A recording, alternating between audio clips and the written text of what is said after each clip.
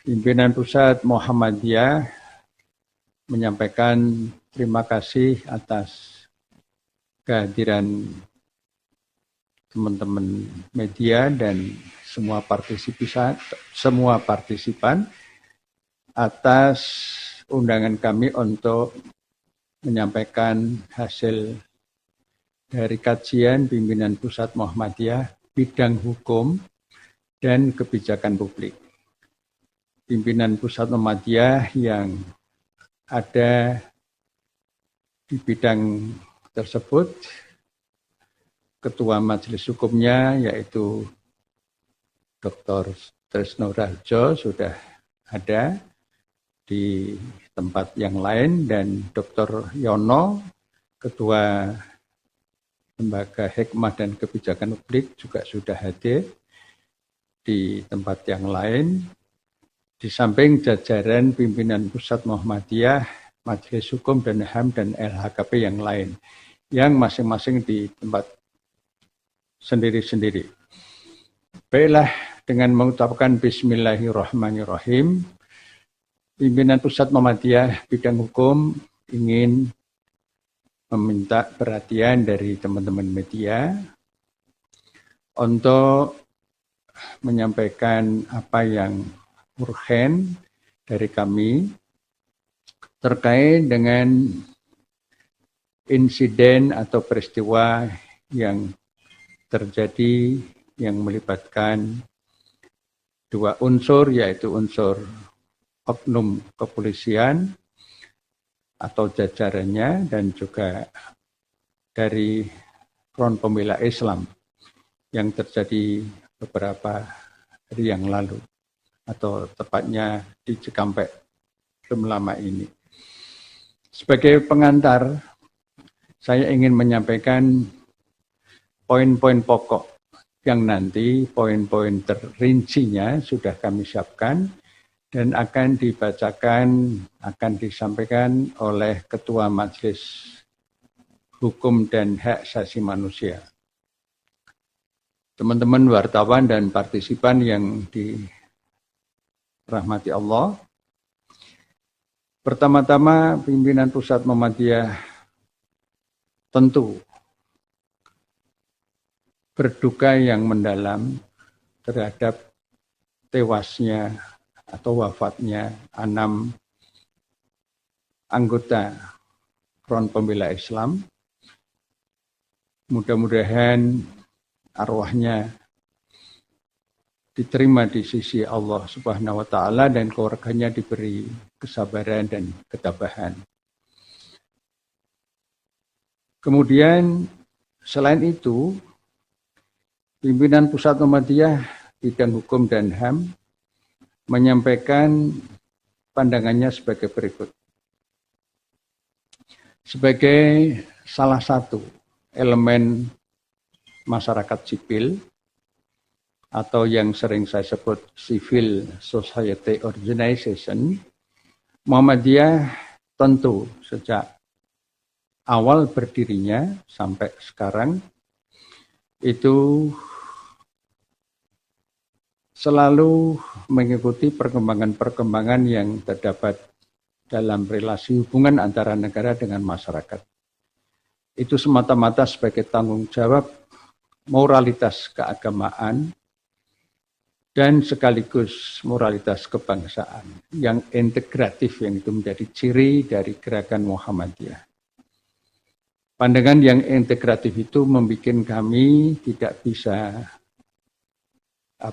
bersikap pasif atau bersikap mendiamkan sekiranya di masyarakat, di lembaga negara kita, lembaga pemerintahan kita terjadi sesuatu yang menurut standar kelayakan kepatutan perlu diberi catatan-catatan yang semuanya itu berstandar pada norma agama dan norma kebangsaan tadi. Peristiwa yang terjadi adalah merupakan bentuk dari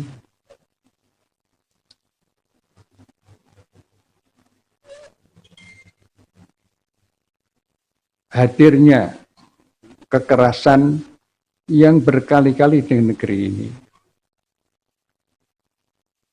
Menggambarkan kekerasan yang dilakukan oleh aparat negara yang tidak hanya terjadi pada peristiwa di Cikampek kemarin, tapi juga sebelumnya terjadi. Nanti secara rinci sudah kami siapkan di dalam pointers yang akan dibacakan. Yang jelas peristiwa itu menggambarkan bahwa negeri ini semakin terancam dengan potensi-potensi kertakan yang itu tidak ada pihak yang diuntungkan sama sekali. Semua pihak pasti dirugikan dengan situasi sekarang ini. Oleh karena itulah maka kami memandang peristiwa itu sebagai peristiwa yang menjadi perhatian kita semuanya. Tentu pertama-tama pimpinan Pusat Muhammadiyah bukan saja menyesalkan, mengutuk terjadinya kekerasan tersebut. Apalagi jika itu dilakukan oleh aparat yang punya kuasa. Demikian pun juga apabila jika itu dilakukan oleh pihak-pihak lain. Oleh karena itulah maka terhadap peristiwa ini kami menghimbau, memberikan rasa keprihatinan untuk bagaimana peristiwa ini menjadi bahan koreksi yang fundamental, koreksi total untuk kesekian kalinya, terutama bagi negara. Negara yang fungsinya melindungi rakyat, karena rakyat yang berdaulat, dan itu ditegaskan di dalam bab 1 pasal 1 ayat 2 Undang-Undang Dasar 1945 kita itu.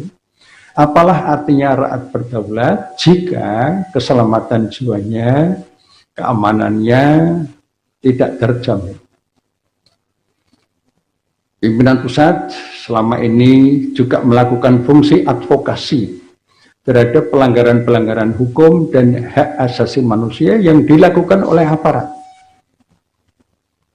Sejumlah peristiwa yang kami advokasi selama ini atau yang kami amati selama ini menggambarkan bahwa negara masih sering hadir dalam bentuk kekerasan. Itu yang kita sayangkan. Bukankah negara itu fungsi utamanya melindungi rakyat, dan negara merupakan organisasi tertinggi yang pengelolanya, pengemban amanahnya itu diamanati lewat pemilu 5 tahun sekali, dan itu sesungguhnya merupakan kepercayaan kepada negara, pada aparat negara, termasuk aparat pemerintah. Oleh karena itu, diminta dengan sangat peristiwa ini menjadi pelajaran untuk kesekian kalinya, jangan sampai kemudian terulang atau diulang lagi. Tentu kepada aparat kepolisian kita minta dan kita tuntut untuk menunjukkan kejujuran profesionalitasnya. Dan kepada Presiden selaku Panglima tertinggi TNI dan Polri, juga kami mendesak terhadap peristiwa ini bukan saja diambil sikap yang minimalis atau formalistik, tetapi dibentuk satu tim, yaitu tim independen yang terdiri dari sejumlah pihak. Ada lembaga negara misalnya Komnas HAM, ada lembaga-lembaga negara yang lain yang terkait dengan persoalan yang sudah terjadi ini, dan unsur-unsur masyarakat yang memiliki kompetensi dan track record serta komitmen untuk menelaah, mengkaji masalah ini secara objektif, benar, berdasarkan fakta yang Tidak ada yang tersembunyi atau disembunyikan. Termasuk di sini unsur masyarakat itu adalah IDI, Ikatan Dokter Indonesia. Tim independen ini penting karena kita hidup sudah tahu, sudah menyadari sejak lama dalam negara yang menganut sistem demokrasi. Demokrasi yang mengandung moralitas demokrasi yang dijiwai oleh Pancasila, UUD 45, dan komitmen rakyat yang begitu kuat moralitasnya, itu menuntut agar ada proses-proses yang balance, yang tidak sepihak, proses-proses yang menunjukkan keterbukaan, kejujuran, dan akuntabilitas. Oleh karena itu maka pimpinan Pusat Muhammadiyah memandang sangat mendesak dibentuknya tim independen tersebut.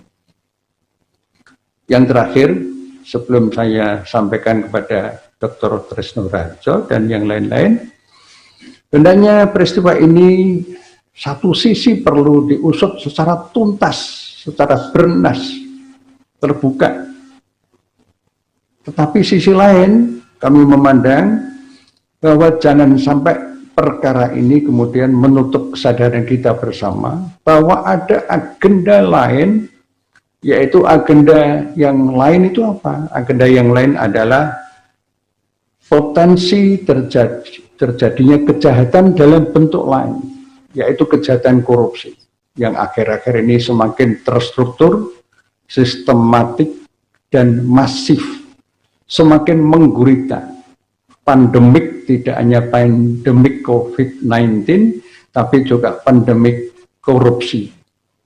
4 menteri yang sudah ditangkap atau diproses hukum oleh KPK dalam periode presiden yang sekarang ini menunjukkan bahwa korupsi tersebut semakin sistem. Itu artinya ada problem besar itu perlu kita cermati bersama, jadikan agenda bersama, karena korupsi merupakan common enemy, musuh bersama. Semua elemen TNI, elemen Polri, aparat penegak hukum yang lain, dan unsur masyarakat sipil termasuk perguruan tinggi dan ormas-ormas agama. Sehingga jangan sampai kasus ini kemudian menyita perhatian sedemikian rupa sehingga melupakan atau membuat kita lengah terjadinya potensi korupsi yang semakin hari namanya semakin perlu pencermatan semua elemen sebagai tanggung jawab demokrasi, sebagai tanggung jawab rakyat, tanggung jawab demokrasi, yang itu unsur demokrasinya termasuk elemen masyarakat sipil, sehingga kita tidak terkecoh dengan perkara ini, insiden ini yang tetap harus diusut sampai tuntas, tapi juga jangan sampai sekali lagi lengah terhadap agenda-agenda besar yang lain, problem-problem besar yang lain, korupsi yang memiskinkan rakyat, yang mematikan rakyat secara pelan-pelan, dan sangat memilukan, sangat menyedihkan korupsi yang terakhir menyangkut dana bantuan sosial. Ketika rakyat sedang terkapar ekonominya, terkapar kesehatannya, terancam jiwanya, tega-teganya ada korupsi di Kementerian Sosial.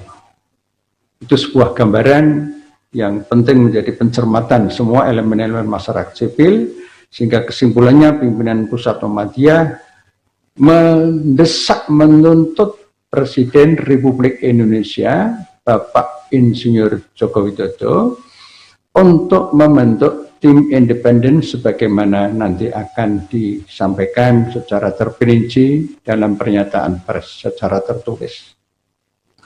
Demikianlah poin-poin pokok yang sebagai pengantar kami sampaikan. Terima kasih. Assalamualaikum warahmatullahi wabarakatuh. Silakan Pak Tresno. Baik, terima kasih Pak Busro. Saya akan menyampaikan pernyataan pers secara resmi yang telah kami susun bersama-sama Majelis Hukum dan HAM PP Muhammadiyah dan Lembaga Hikmah dan Kebijakan Publik PP Muhammadiyah. Saya akan share screen.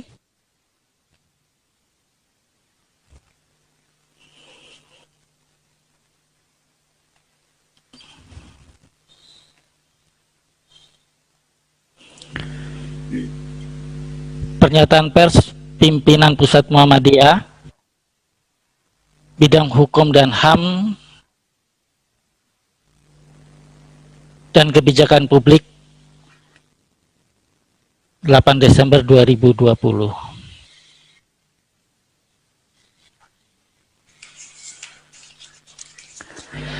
Yang pertama, kasus meninggalnya 6 anggota Front Pembela Islam FPI di tengah persoalan bangsa yang masih dilanda pandemi COVID-19, di saat yang hampir bersamaan peristiwa tertangkapnya 2 menteri dalam kasus korupsi oleh Komisi Pemberantasan Korupsi,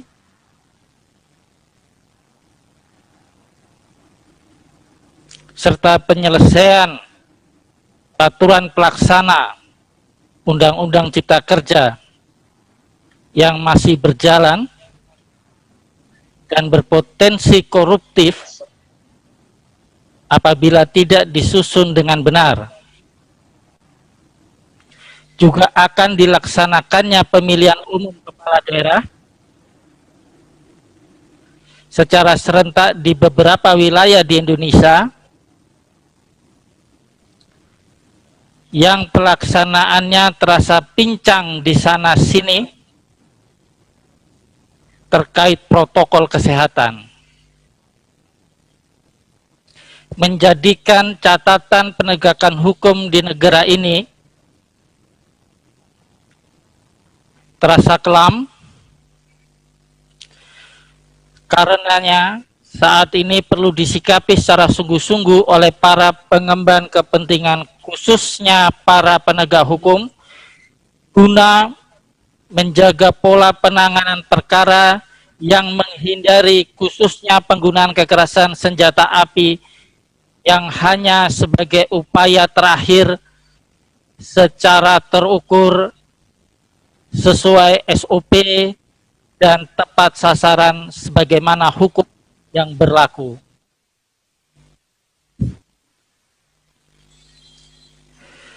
Kedua, kasus meninggalnya 6 anggota FPI akibat tembakan oleh petugas kepolisian pada dini hari Senin 7 Desember 2020 seolah pengulangan terhadap berbagai peristiwa meninggalnya warga negara akibat kekerasan dengan senjata api oleh petugas negara di luar proses hukum yang seharusnya. Dan melalui pengadilan seperti pada beberapa peristiwa kematian akibat senjata api misalnya, terhadap pendeta Yeremias Zamambani di Papua, kematian Kidam di Poso, dan lainnya. Pengungkapan kematian warga negara tersebut tanpa melalui proses hukum yang lengkap perlu dilakukan oleh Komisi Nasional Hak Asasi Manusia atau tim independen yang sebaiknya dibentuk khusus oleh Presiden untuk mengungkap secara jelas duduk perkara kejadian sebenarnya. Ketiga, pembentukan tim independen seyogyanya diberikan mandat untuk menguak semua peristiwa di Indonesia dengan melakukan investigasi dan pengungkapan seluruh penggunaan kekerasan dengan senjata api oleh aparat penegak hukum, polisi dan atau Tentara Nasional Indonesia di luar tugas selain perang. Dan bukan hanya untuk kasus meninggalnya 6 anggota FPI itu saja, sehingga dapat menjadi evaluasi terhadap kepatutan penggunaan senjata api oleh petugas keamanan terhadap warga negara di luar ketentuan hukum yang berlaku. Tim independen diharapkan dianggotakan unsur lembaga negara seperti Komnas HAM, Lembaga Perlindungan Saksi dan Korban, unsur masyarakat, unsur profesi, dalam hal ini Ikatan Dokter Indonesia. Keempat, pernyataan kepolisian tentang penembakan anggota FPI bahwa petugas kepolisian tengah melakukan penyelidikan terkait informasi pengerahan massa terhadap pemanggilan Habib Rizik Syihab oleh kepolisian, perlu dilakukan evaluasi terhadap SOP-nya secara terbuka dan transparan kepada publik, yang akan lebih baik bila disertai penyerahan seluruh dokumen tersebut kepada Komnas HAM atau tim independen guna ditimbang apakah penerapan prosedur penyelidikan yang dilakukan oleh tim dari Polda Metro Jaya itu sudah benar, tepat, dan terukur sesuai SOP yang berlaku dalam penugasan semacam itu. Dengan diketahuinya bahwa anggota kepolisian yang terlibat peristiwa itu dalam keadaan operasi tertutup atau tanpa seragam dan tanpa pengenal, maka perlu dijelaskan jenis kegiatan itu termasuk kegiatan penyelidikan atau kegiatan intelijen yang di luar proses penegakan hukum yang benar. Perbedaan jenis kegiatan penyelidikan dan kegiatan operasi intelijen menjadi penting untuk bisa menilai ketepatan penggunaan kekuatan senjata api dalam perkara ini, sekaligus untuk mengukur kejelasan hasil pengamatan intelijen yang diperoleh oleh kepolisian. Kelima, merujuk pada peristiwa penembakan dimaksud, perlu diadakan evaluasi terhadap pola penanganan penggunaan senjata api oleh pihak kepolisian dan olah tempat kejadian perkara. Sangat disayangkan, seolah tidak terdapat upaya-upaya sesuai dengan ketentuan yang berlaku terkait pengolahan dan pengamanan TKP. Apabila peristiwa terjadi kemarin karena polisi sedang melaksanakan penyelidikan, seharusnya mengikuti prosedur dalam penyelidikan, dan bila mendapatkan hambatan, apabila hambatan tersebut merupakan bentuk kekerasan, maka penyelidik melaporkan kejadian tersebut dan sesuai prosedur melakukan pengamanan TKP, sehingga peristiwa tersebut menjadi langkah awal pembuktian adanya tindak pidana penyerangan terhadap petugas kepolisian yang sedang melaksanakan tugas.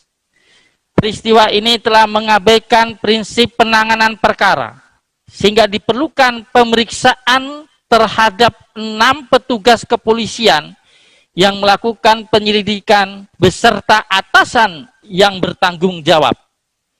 Pemeriksaan terhadap petugas kepolisian tersebut menjadi jelas maksud dari adanya penyerangan dan hambatan yang dibenarkan oleh hukum untuk mencegah serangan tersebut, termasuk bila perlu melakukan bela diri.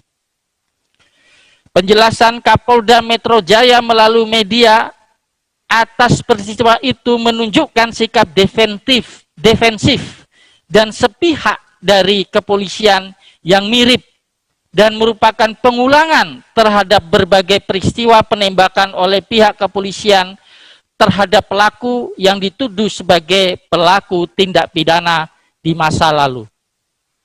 Keenam, penetapan TKP dan barang bukti serta pemeriksaan saksi-saksi segera dilakukan oleh kepolisian yang berbeda divisi atau diambil alih oleh Mabes Polri, dalam hal ini Bareskrim Polri. Apabila penggunaan kekerasan dengan senjata api dilakukan di luar prosedur yang telah ditetapkan, maka pertanggungjawaban hukum harus dilakukan tidak hanya secara etik, tetapi juga secara hukum pidana untuk disidangkan di pengadilan secara terbuka. 7. Fakta adanya 6 anggota FPI yang meninggal akibat peristiwa ini. Demi hukum, perlu dilakukan otopsi dan olah TKP oleh tim forensik independen untuk mendapatkan keterangan ilmiah sebab kematian, waktu kematian, dan arah peluru atau benda yang menyebabkan kematian. Kedelapan, menyayangkan keterlibatan Pangdam Jaya dalam proses penjelasan peristiwa kematian 6 anggota FPI oleh pihak kepolisian. Hal ini menguatkan dugaan TNI turut diperankan dalam penanganan penyidikan tindak kejahatan, yang berarti TNI telah keluar dari fungsi dan tugas utama TNI. 9. Kami berharap masyarakat mendapat seluruh informasi sebagai perwujudan hak keterbukaan informasi terhadap segala proses yang dilakukan pihak kepolisian dalam menangani perkara ini, dan tim yang telah bekerja dari Komnas HAM, begitu pula bila dibentuk tim independen oleh Presiden. 10. Kami berharap masyarakat tetap tenang dan tidak terprovokasi oleh upaya apapun guna menjaga ketertiban dan keamanan bersama, sambil menanti langkah-langkah yang pasti dari semua yang berkepentingan dengan penegakan hukum. Yogyakarta, 8 Desember 2020, Pimpinan Pusat Bidang Hukum dan HAM dan Kebijakan Publik, Dr. Busro Mukodas SH.M. Hum, Ketua Majelis Hukum dan HAM PP Muhammadiyah, Dr. Trisno Rarjo SH.M. Hum, Ketua Lembaga Hikmah dan Kebijakan Publik PP Muhammadiyah, Dr. Yono Rekso Projo. Demikian siaran pers ini kami sampaikan kepada seluruh media untuk dapat menjadi hal yang bisa diperhatikan. Selanjutnya kami persilahkan apabila ada hal yang perlu ditanggapi oleh media yang hadir di kesempatan kali ini. Saya kembalikan ke Pak Busro.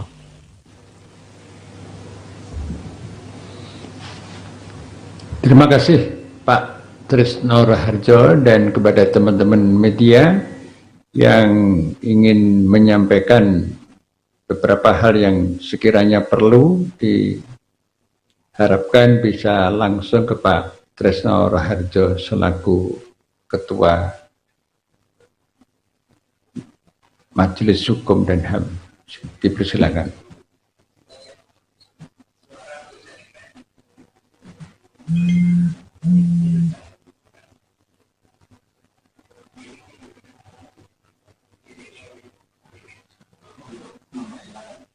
Iya, dipersilakan. Pak Trisno. Nah.